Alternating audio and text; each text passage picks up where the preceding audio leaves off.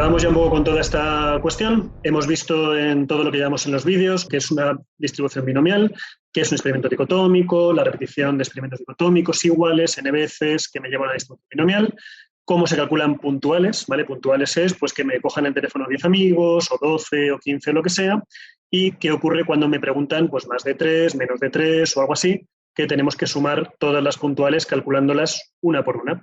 A su vez, hemos visto también cómo calcular la media de estas distribuciones y la desviación, que me dice un poco lo que es lo más habitual y cuánto se desvía de lo más habitual y me permite establecer un rango de valores entre los cuales casi siempre espero que va a estar mis datos. Y lo que estábamos viendo es que al final esto se va pareciendo a una curva. Ahí he puesto la formulilla, se ve un poco mal, ahora te la escribo bien puesta. Y cuando teníamos muchos experimentos, al final se va pareciendo mucho a una curva que es esta de aquí. Si tú te sitúas en la media, justo en la media, y te vas una desviación para allá o una desviación para allá, en esta curva en particular, el 95% de los datos está en este intervalo, media menos desviación y media más desviación. Esto no pasa en las binomiales, ¿vale? Esto pasa en la normal, pero ya hemos visto que cuando tienes muchos ejemplos, esta binomial se va pareciendo cada vez más a esta curva normal. Entonces, ¿qué es una curva normal? Pues simplemente es una distribución que en este caso ya es continua. Y esto puede venir por las distribuciones binomiales. Entonces, ahí te he puesto un ejemplo muy sencillito. Las alturas de la gente, por ejemplo, se ajustan a una normal que tiene una media de 170 y desviación de 10. ¿Qué significa eso? Pues para poblaciones a las que estamos más o menos acostumbrados, luego depende mucho del sitio del mundo en el que estés y todo esto, lo normal es que la gente mida 170 con 10 arriba, 10 abajo. Entre 160 y 180 está más o menos todo el mundo. Si te vas dos desviaciones, ¿vale? Dos desviaciones, entre 150 y 190, pues tienes ya prácticamente a todo el mundo. Entonces, esto es una distribución normal. ¿Qué diferencia hay entre distribuciones continuas y discretas? Básicamente, que lo que antes eran sumas de probabilidades se convierte en integrales, ¿vale? Se convierte en áreas, que esto complica muchísimo la vida. De forma que el área de esta función entera es 1. La gráfica, evidentemente, tiene que ser simétrica, ya lo hemos visto antes, cómo se van transformando, de forma que lo que pase hacia la izquierda es igual que lo que pase hacia la derecha. Igual de poco probable es estar 10 centímetros por debajo de la media que 10 por encima. Y fíjate que esto es muy interesante, y ya estábamos viendo un poco por aquí arriba, la probabilidad de acertar exactamente 39 preguntas es muy baja. Todas son muy bajas porque se reparte entre muchas de ellas. Claro, cuando ya me voy al límite, y el límite es que tengo prácticamente infinitas barritas súper pequeñas, la probabilidad de un suceso puntual es 0. Cada suceso puntual es 0. Esto lo veremos bien en el vídeo siguiente. Un poco lo que más me interesa es que te des cuenta de cuál es el paso de una cosa a la otra. Ahí te he puesto otro ejemplo muy sencillito. Dice, la duración de un medicamento se ajusta a una normal 6,2. ¿Qué significa eso? Que la media de lo que dura un medicamento es 6 horas y esta 2 horas arriba, 2 horas abajo es lo que suele durar. Entonces, casi todos los medicamentos duran entre 4 y 8 horas, ¿vale? Estadísticamente, más o menos, por ahí anda.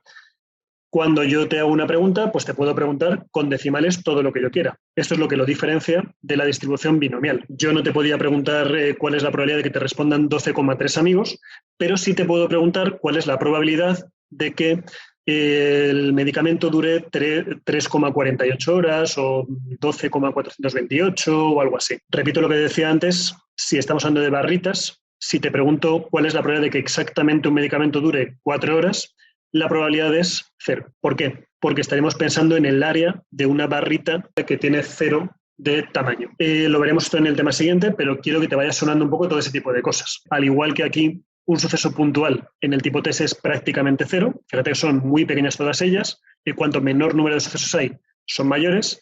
Si te vas al límite del límite, pues ya en una de estas puntuales es 0. Ahora, te puedo preguntar cuál es la probabilidad de que sea mayor de 1 hora, mayor de 2, mayor de 3, o te puedo preguntar cuál es la probabilidad de que un medicamento dure entre menos infinitas horas y más infinitas horas. ¿La respuesta cuál es? Pues evidentemente es 1. El espacio muestral completo es 1.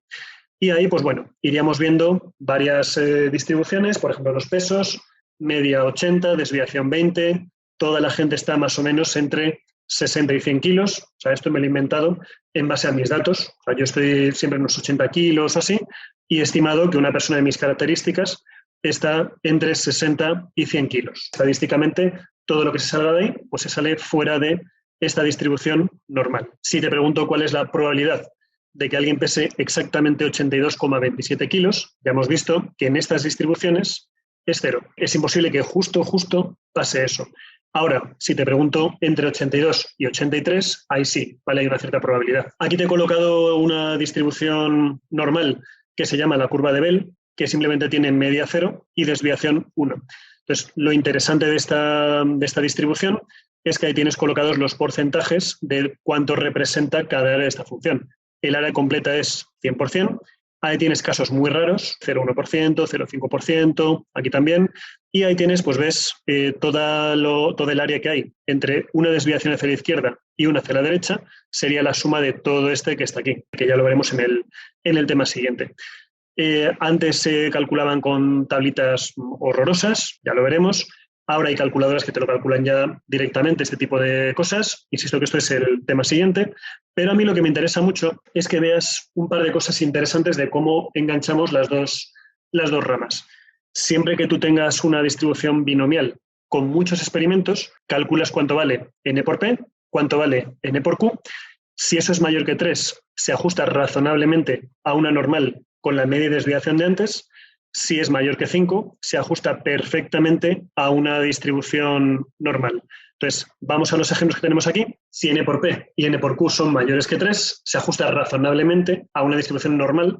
Si n por p y n por q son mayores que 5, se ajustan perfectamente a una normal. Y podremos utilizar técnicas del tema siguiente para este tema. Calculamos np y nq y fíjate que tienes n por p es 5 por 0,3, que es 1,5. N por Q sería 5 por 0,7, que es 3,5. Como N por P no supera el 3, vamos a decir que esta no se ajusta a una distribución normal. ¿Qué le pasa a esta? 30 por 0,6 son 18 y 30 por 0,4 son 12.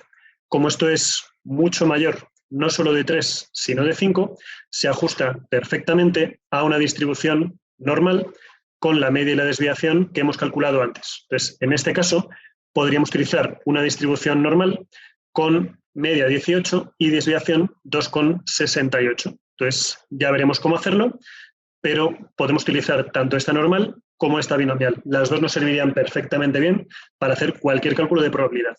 Claro, en esta de aquí va a ser mucho peor. Aquí son 33,3 por un lado y 66,6 por el otro, que esto es muchísimo mayor que 5, con lo cual el ajuste a la normal es prácticamente perfecto. Entonces se ajustaría a una normal con una media de 33,3 y una desviación de 4,71. Insisto, ya veremos cómo hacer este tipo de cuentas, pero la idea es un poco esta. Aquí no nos sirve pasar a la normal, pero en estas dos no hay ningún tipo de problema, sobre todo en esta de aquí, ningún tipo de problema porque tanto NP como NQ superan con creces el 5.